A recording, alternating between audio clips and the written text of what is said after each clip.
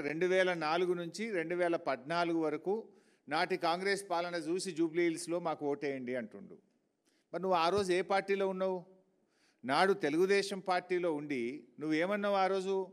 దురదృష్టవశాత్తు పెద్దలు స్వర్గీయ వైఎస్ రాజశేఖర రెడ్డి గారు చనిపోతే పావురాల గుట్టలో పావురమైండ్ అని మాట్లాడింది నువ్వే కదా. మరి నాటి పాలన అంత మంచిగుంటే మరి ఆనాడు వైఎస్ఆర్ గారి మీద ఎందుకు నోరు బారేసుకున్నావు? ఆనాడు నువ్వు నాటి కాంగ్రెస్ ప్రభుత్వం చేపట్టినటువంటి జలయజ్ఞాన్ని ధనయజ్ఞం అని చెప్పి నీ నోటితోనే మాట్లాడినావు కదా. నీది నోరా మోరా?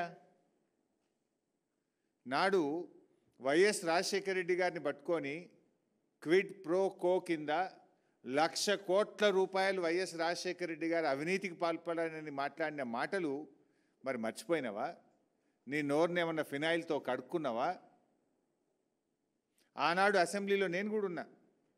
నాటి తెలంగాణ ఏర్పడక ముందు ఉమ్మడి రాష్ట్రంలో ఆనాటి కాంగ్రెస్ పాలనలో ఇదే రేవంత్ రెడ్డి తెలుగుదేశం ఎమ్మెల్యేగా అసెంబ్లీలో లేచి తన తండ్రి గారు చనిపోతే దహన సంస్కారాలు పూర్తయిన తర్వాత స్నానం చేయడానికి కరెంటు లేదు, కరెంటు ఏఈలకు డిఈలకు ఫోన్ చేసి బతిలాడుకుంటే తండ్రి చనిపోయినాక స్నానం చేయడానికి నీళ్లు లేది పాలన ఈ కాంగ్రెస్ పాలన నువ్వే కదా మాట్లాడింది.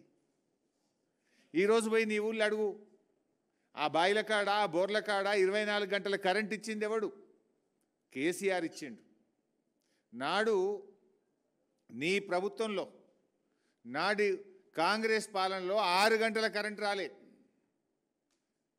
పొద్దుందాకా 3 గంటలు, పొద్దుకి 3 గంటల కరెంటు నాటి కిరణ్ కుమార్ రెడ్డి గారి పాలనలో. ఈరోజు ఆ పాలనను నువ్వు క్లెయిమ్ చేసుకుంటున్నావు. కానీ ఇలా నీ ఊర్లో అడుగు 24 గంటల కరెంట్ ఇచ్చింది కేసీఆర్ గారు. అంటే నువ్వు అసలు ఏం మాట్లాడుతున్నావు? అంటే ప్రజలంత అమాయకులు అనుకుంటున్నావా? నువ్వు అతి తెలివితో ఏదో పాత కాంగ్రెస్ పాలన చూసి ఓట్లు వేయందంటే ఇక్కడ ఎవరు నమ్మడానికి చెవులు ఏమన్నా క్యాలీఫ్లవర్లు పెట్టుకున్నారనుకుంటున్నావా?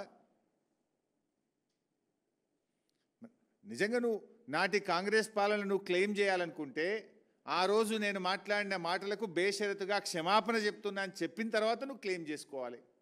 నాడు వైఎస్ గారి పట్ల మాట్లాడినది కానీ, జలయజ్ఞం మీద మాట్లాడింది కానీ, క్విడ్ ప్రోకో గురించి మాట్లాడింది కానీ, నాటి కరెంటు కోతల గురించి మాట్లాడిన మాటలు కానీ, ఇవన్నీ నేను తప్పు మాట్లాడినా తప్పయింది అని చెంపలేసుకొని క్షమాపణ చెప్పి నాటి కాంగ్రెస్ చూసి ఓట్లేయమని నువ్వు క్లెయిమ్ చేసుకో.